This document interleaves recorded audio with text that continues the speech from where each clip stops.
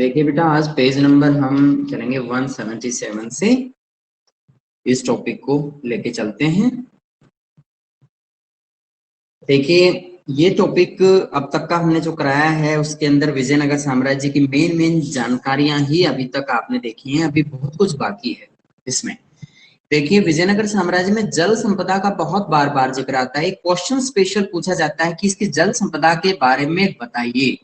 इसके अंदर कौन कौन सी वो चीजें हैं जिनसे पानी की प्राप्ति किसानों को होती थी। खेत में किसानों को पानी की प्राप्ति करने में किसी तरह की मुश्किलें तो नहीं आती थी। सरकार कितनी मदद करती थी, यानी उस समय के शासक कितनी मदद करते थे, उनके लिए नहरें निकलवाई गई थी। यहाँ पे हेरिया नहर का जिक्र आता है और एक जलाशय का जिक्र भी यहाँ पे आएगा, आप उसके विषय में भी पढ़ेंगे।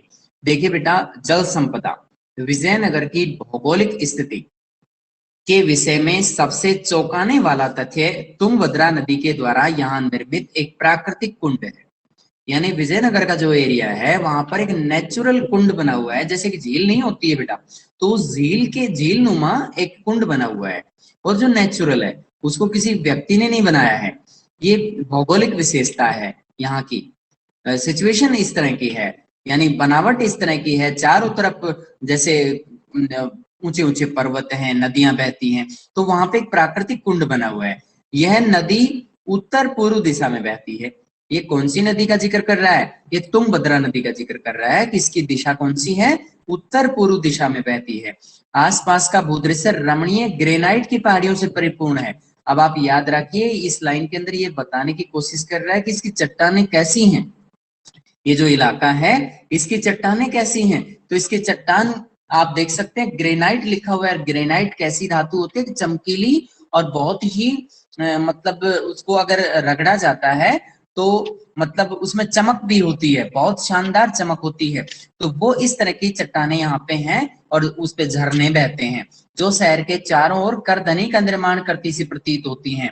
यानी पहाड़ी क्षेत्रों में जिस तरह की ये चट्टानें हैं, तो क्योंकि शहर के चारों तरफ इसी तरह की पहाड़ियां देखने को मिलती हैं और ऐसा लगता है कि एक करधनी का निर्माण कर रही हूँ। करधनी एक जैसे कीप होती है, आपने देखा हो, जैसे कीप जो तेल वगैरह या किसी भी तरह का केमिकल होता है उसको डालने के लिए यूज की जाती है। और आप करधनी का एक दूसरा एग्जाम्पल आप ये भी मान सकते हैं कि जैसे एक कोई भी पुरुष है या स्त्री है तो उसको इस रूप में भी इस्तेमाल, उसको मतलब कमर के अंदर एक धागा बांधने की एक परंपरा रहती है, तो वो करधनी उसकी जगह पे यूज होता है। तो दो तीन मीनिंग इसके निकलते हैं। इन पहाड़ियों में कई जलधाराएं आकर नदी से मिलती हैं। यानी पहाड़ी क्षेत्रों से झरने बहते हैं, जलधाराएं बहती हैं और आकर के नदी में मिल जाती हैं, जिससे नदी का पानी बढ़ जाता है। लगभग सभी धाराओं के साथ साथ बांध बनाकर अलग अलग आकारों के हौज बनाए गए थे। देखिए, वहां उस समय के शासकों ने कितना प्रयास किया था।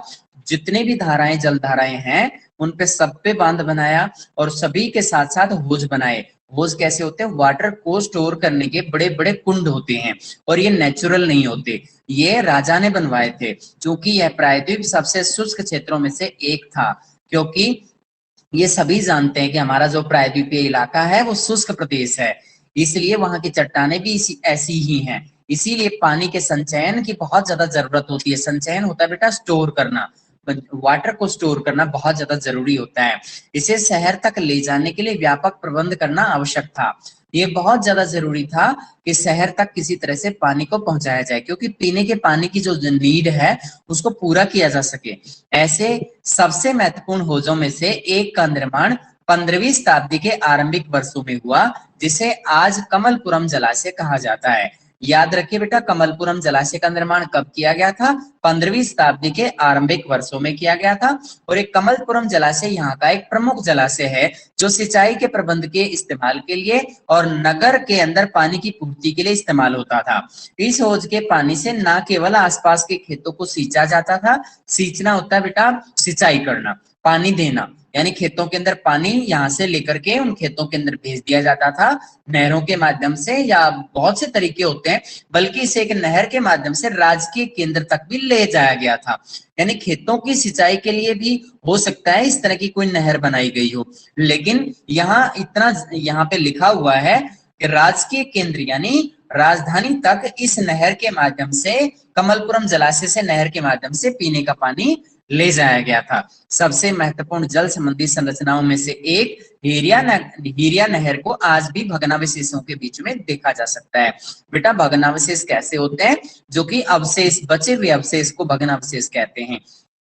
तो यहाँ पर जल से संबंधित संरचनाओं में से जितने भी इस तरह के संरचनाएं हमें मिली हैं, जो स्ट्रक्चर्स हमें मिले हैं, तो उन स्ट्रक्चर्स में से हीरिया नहर को सबसे महत्वपूर्ण माना जा रहा है। ये हीरिया नहर एक एग्जाम्पल बनेगा। आप इसमें आप पॉइंट्स डाल के आप एक्सप्लेन करें। जैसे सबसे पहले आप बताइए यहाँ पे चट्टानें कैसी हैं, नेचुरल आप जलकुंड का जिक्र करें, जलधाराओं का जिक्र उसमें करें, ये बताइए। प्राकृतिक कुंड के विषय में दूसरे पॉइंट पे आप बताइए होज के बारे में, होज का क्या काम आता था, किस तरह से पानी को स्टोर करते थे, कैसे पानी को पहुंचाया जाता था। और यहाँ पे फिर कमलपुरम जलाशय के हेडिंग डाल के उसके बारे में लिखिएगा। पानी की सिंचाई, खेतों की सिंचाई के लिए नहर के माध्यम से राजकीय केंद्र तक पानी ले जाया जाता था। फिर हीरिया नहर के बारे में लिख दीजिए, जो कि कहां से निकाली गई है? इस नहर में तुंगभद्रा पर बने बांध से पानी लाया जाता था। यानी ये नहर कहां से निकाली गई है? तुंगभद्रा नदी पर बनाया गया बांध, और फिर उसमें से इस नहर को निकाला गया है। तो हीरिया नहर का लिंक किसके साथ है? तुंगभद्रा नदी पर जो तुंगभद्रा बांध है उसे लिंक कह सकते हो। वैसे तुंगभद्रा बांध जो है बाद में बनाया गया है, लेकिन हम सिर्फ तुंगभद्रा नदी पर बने हुए बांध का जिक्र जरूर करेंगे, उसमें नाम मत दीजिए तुंगभद्रा बांध। इसे धार्मिक केंद्र से शहरी केंद्र को अलग करने वाली घाटी को सिंचित करने में प्रयोग किया जाता था। यानी धार्मिक केंद्र किसे कहा गया है? जहां पर बहुत ही बड़े बड़े सुंदर और भव्य मंदिर मिलते हैं, उनके बीच का कुछ इलाका खाली है जहां पे हो सकता है खेती होती है। और शहरी केंद्र जहां पे मार्केट सिस्टम देखने को मिलता है, और हो सकता है राजकीय केंद्र भी शहरी केंद्र से ही इंक्लूड हो, उनके साथ में शामिल हो। इसको अलग करने के लिए एक घाटी का क्षेत्र होता है, और उसकी सिंचाई के लिए इस हीरिया नहर का पानी इस्तेमाल होता है। संभवतः इसका निर्माण संगम वंश के राजाओं के द्वारा करवाया गया था। आपने पढ़ा होगा, सबसे पहले इसी वंश ने इस, यानी मैंने दो भाइयों का नाम आपको बताया था, एक का नाम हरिहर और एक का बुक्का राय, दोनों ही संगम वंश से बिलोंग करते थे, और ये उसी समय का ये हीरिया नहर बनवाई गई थी। अब यहाँ तक का टॉपिक जल संपदा के बारे में कोई भी क्वेश्चन आता है तो उसको इस तरीके से एक्सप्लेन करना है जैसे मैंने आपको बताया है। आप एक बार इसमें देखिए, भोजों और जलाशयों का निर्माण किस प्रकार से होता था। बेटा ये बच्चे नहीं आए आज, बहुत कम आए हैं। सुबह मॉर्निंग में बेटा मैं स्कूल चला गया था, कुछ से संबंधित हमें काम था उसके लिए, तो इस वजह से वो क्लास नहीं हो पाई थी। कल हमें रिपीट में क्लास लेनी होगी क्योंकि बच्चे बहुत कम हैं। एक बार इस टॉपिक को जरूर देख लीजिए। हौजों जलाशयों का निर्माण किस प्रकार से करते थे, यानी वाटर स्टोरेज के लिए जिस जलाशय हैं, हौज हैं, उनका निर्माण कैसे करते थे। कृष्णदेवराय के द्वारा बनवाए गए जलाशय के विषय में पेस लिखता है। पेस कौन है? डोमिंगो पेस, जो कि एक इतिहासकार कह लीजिए आप उसे, या फिर आप उसको विदेशी यात्री कह लीजिए, जो हमारे इंडिया के अंदर विजयनगर साम्राज्य की यात्रा करने के मकसद से आया था, और उसने अपना एनेक्डोटल रिकॉर्ड लिखा, यात्रा वृतांत लिखा, और उसके बारे में विजयनगर साम्राज्य की जानकारी हमें बताई। तो राजा ने एक जलाशय बनवाया, ये बताया गया है। राजा का बनवाया गया था जलाशय, जैसे कि कृष्णदेव राय जो है उन्होंने एक जलाशय बनवाया दो पहाड़ियों के मुख विवर पर, जिससे दोनों में से किसी पहाड़ी में आने वाला सारा जल वहां इकट्ठा हो। इसके अलावा जल 9 मील लगभग 15 किलोमीटर से भी अधिक की दूरी से पाइपों से आता है। यहाँ पे देखो क्या क्या बताने की कोशिश कर रहे हैं। दो पहाड़ियों के मुख विवर पर, मुख विवर कैसा होता है? यानी पहाड़ियों की जो तलहटी का इलाका है उसमें से जहां पे पानी नीचे ढलना शुरू होता है उस पर, जिसमें दोनों में से किसी पहाड़ी में आने वाला सारा जल, क्योंकि मुख विवर से ही पानी नीचे उतर सकता है। अगर जैसे एक निश्चित ढाल होता है पहाड़ी का, तो उस ढाल से होकर के पानी नीचे उतरता है, उसको मुख विवर बोला गया है। यानी एक मुख कह सकते हो आपको, जो ढाल से पानी नीचे की तरफ आएगा, नदी में आएगा। तो यहाँ पानी इकट्ठा हो जाता था। तो इस पानी इकट्ठा होने के बाद क्या किया गया, उसे 9 मील लगभग 15 किलोमीटर से भी अधिक दूरी से पाइपों से आता है। यानी उस इलाके में पानी भेजा जाता था जहां पे पानी की कमी थी। 15 किलोमीटर दूर आप देख सकते हैं पाइपों से पानी का जिक्र यहाँ पे किया गया। इसका मतलब ये लोग पाइपें जानते थे। आज की जैसी पाइपें नहीं बनाते थे। कहीं आप सोचो कि आज की जैसी पाइपें बनाते थे, इनकी बनाने की शैली डिफरेंट रही होगी, लेकिन ये पाइपें बनाना जानते थे। हो सकता है मसाले की पाइपें बनाना जानते हो, जो बाहरी श्रृंखला के निचले हिस्से के साथ साथ बनाए गए थे। यानी जो पहाड़ का बाहर का हिस्सा होता है, उसके साथ साथ इस तरह की पाइपें बनाई गई थी। यह जल एक झील से लाया जाता है, यानी एक पहाड़ी क्षेत्र में एक झील है, वहां से पानी लाया जाता था, जो छलकाव से खुद एक छोटी नदी में मिलती है। यानी जब पानी उसमें ज्यादा हो जाता है तो पानी छलक करके उसमें से छोटी नदी में पहुंच जाता है। और जलाशय में से 3 विशाल स्तंभ बने हुए हैं। यानी जो जहां पे जलाशय बना हुआ है पहाड़ी क्षेत्र के अंदर, वहां पे 3 विशाल स्तंभ बने हुए हैं, यानी 3 खंबे उसमें पानी के अंदर जलाशय में लगे हुए हैं, जिन पर खूबसूरती से चित्र उकेरे गए हैं। यानी उन खंभों पर चित्र बनाए गए हैं। ये ऊपरी भाग में कुछ पाइपों से जुड़े हुए हैं। यानी ये खंबे जो हैं ऊपरी हिस्से के अंदर पाइपों से इन्हें जोड़ा गया है, जिनमें से अपने बगीचों और धान के खेतों की सिंचाई के लिए पानी लाते हैं। यानी यहाँ के आसपास के लोगों की बगीचों को पानी यहाँ से मिलता है, और धान के खेतों की सिंचाई के लिए भी इस जलाशय से पानी मिलता है। और इस जलाशय को बनाने के लिए राजा ने पूरी पहाड़ी को तुड़वा दिया था। यानी राजा ने इतना ज्यादा मतलब स्ट्रगल किया इसके लिए, इतनी ज्यादा मेहनत की, और लोगों को मोटिवेट किया, अपनी सेना को भी यूज किया होगा उसने पूरी पहाड़ी को तुड़वा दिया था इस जलाशय के निर्माण के लिए। इसका मतलब ये कैसा जलाशय है? ये नेचुरल नहीं है, ये आर्टिफिशियल है। ये क्योंकि राजा ने इसे बनवाया है। यहाँ पे नाम नहीं दिया गया है शासक का, क्योंकि इस तरह का अभिलेख नहीं मिला है। जलाशय में मैंने इतने लोगों को कार्य करते देखा कि वहां 15 से 20 हजार आदमी थे, चींटियों की तरह। यानी ये व्यक्ति, ये किसने बताई है ये बात? ये डोमिंगो पेस नाम के उस यात्री ने बताई है कि मैंने देखा 15 से 20 हजार आदमी उसमें काम कर रहे थे, ऐसा लग रहा था जैसे चींटियां काम कर रही हूँ। राजकीय केंद्र की और जातीय कृत्रिम जल प्रणाली का आप ये चित्र यहाँ पे देख सकते हैं। यहाँ पानी को ले जाने की व्यवस्था इस तरह से करते थे, यानी राजधानी में पानी ऐसे जाता था। यहाँ आप यहाँ तक की प्रॉब्लम बताओ बेटा, कोई भी किसी भी तरह की। अब हम किले, बंदियां और सड़कों के विषय में जानेंगे। यहाँ बच्चे बहुत कम हैं।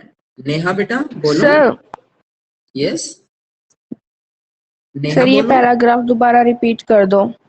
कौन सा वाला? ये जो होजों और जलाशयों वाला, ये या फिर ये यस जल सर। संपदा? जल संपदा का तो सर आसान नहीं, है। ये अच्छा ये वाला। तो आप ऐसे करो बेटा, यहाँ पे बच्चे बहुत ही कम जुड़े हैं, तो 3 बच्चों के लिए बहुत ही दिक्कत होती है। आप रिपीट करेंगे, हम ऐसा करेंगे कल इसको रिपीट करवा देंगे, ठीक है? सारा ही ओके रिपीट सर। करवा देंगे, आपको जल संपदा से ही पढ़ा देंगे दोबारा से। यहाँ तक वैसे कोई प्रॉब्लम है तो बताइएगा आप। पेज नंबर 173 का बता दो, 176 का। 176 का बेटा, यहाँ पे विजयनगर साम्राज्य के विषय में, जहाँ पे विजयनगर की राजधानी और इसके आसपास का की जो रूपरेखा है उसके बारे में जानकारी यहाँ पे दी गई है। ये जो छोटा बॉक्स है इसमें तो विदेशी जितने भी यात्री हुए हैं उनके बारे में जानकारी दी गई है। जो लोग यहाँ पे आए, एक इटालियन व्यापारी आया, अब्दुल रज्जाक आया, फारस के राजा का दूत, जो कि फारस के राजा के दूत की तरफ मतलब दूत बन के आया था अब्दुल रज्जाक, और अफानासी निकितिन जो कि रूस का एक व्यापारी था। और ये नीचे दिए गए हैं दुआरते बरबोसा, इनकी संख्या भी आप बता सकते हैं कि जो पहले जो बताए हुए व्यापारी हैं ये 15वीं शताब्दी में आए, और ये बाद में दुआरते बरबोसा, डोमिंगो पेस, पुर्तगाल के फर्नांडो नूनीज, ये 16वीं सदी में आए हैं। ये कहाँ आए? विजयनगर साम्राज्य में। इन्होंने जो कुछ देखा उसके बारे में लिखा। ये चित्र है बाकायदा, इसमें कहाँ कहाँ किस तरह का शाही केंद्र है। हम्पी, इसको वर्तमान में स्थानीय जनता हम्पी के नाम से जानती है। पवित्र केंद्र में धार्मिक मंदिर वगैरह बने हुए हैं। ऊपर तुंगभद्रा नदी बताई गई है। यहाँ पे केंद्रीय भाग है जो कि राजधानी का मेन केंद्र बता सकते हैं आप इसे। शाही केंद्र में राजमहल वगैरह, यानी राजा का परिवार जो है वो वहां पे रहता था। विशाल फैला हुआ शहर, इसके बारे में ये बताया गया है कि ये किसी ऊंचे पर्वत पर खड़े होकर के डोमिंगो पेस लिखते हैं कि दूर से बहुत ज्यादा सारा कंप्लीट हिस्सा हम विजयनगर का नहीं देख पाते, बहुत बड़ा हिस्सा है। इसकी तुलना की गई है रोम के साथ, जो इटली का एक महत्वपूर्ण शहर उस समय था, रोमन साम्राज्य में। और यहाँ पे बताया गया है कि बहुत ही सुंदर सुंदर बाग बगीचे हैं, बहुत ही अच्छे खजूर के पेड़ों के बगीचे राजा के महल के आसपास हैं। यहाँ मतलब इसकी बसावट बहुत ही सुंदर है, तो उसकी प्रशंसा की गई है मतलब इस पैराग्राफ के अंदर। यही है इसमें। ठीक है। Okay sir. और बेटा निखिल कितना है? सर कल से बोलो। तो क्लासेस मॉर्निंग में ही लगेगी ना? मॉर्निंग में ही लगेगी डेफिनेटली, क्यों नहीं बेटा। आज तो किसी वजह से हुआ था ना ऐसे। मान लो स्कूल के अंदर जिस दिन बुलाएं या अचानक से बुला लेंगे तो बेटा फिर आपको हम सूचना देंगे उसकी, ऐसी बात नहीं है। जैसे आज आपको ओके मैंने सर। नोटिस दिया था, ठीक है बेटा। और इतना टॉपिक जितना बताया है उसको टॉपिक को जरूर पढ़ें, ठीक है। और आप कहें तो मैं इस टॉपिक को थोड़ा बहुत और आगे पढ़ाऊं, किलेबंदियां और सड़कें, आप कहें तो। नहीं तो फिर कल तो रिपीट सर होना ही है बच्चे ही बेटा ये नहीं है। टॉपिक। सर हाँ कल ही बच्चे कम पढ़ा है ना देना। इस वजह से। तो कल पढ़ा देंगे इसको, ठीक है बेटा। तो अब आप लीव कर सकते ओके हैं। Sir. Okay. Thank you sir. Okay.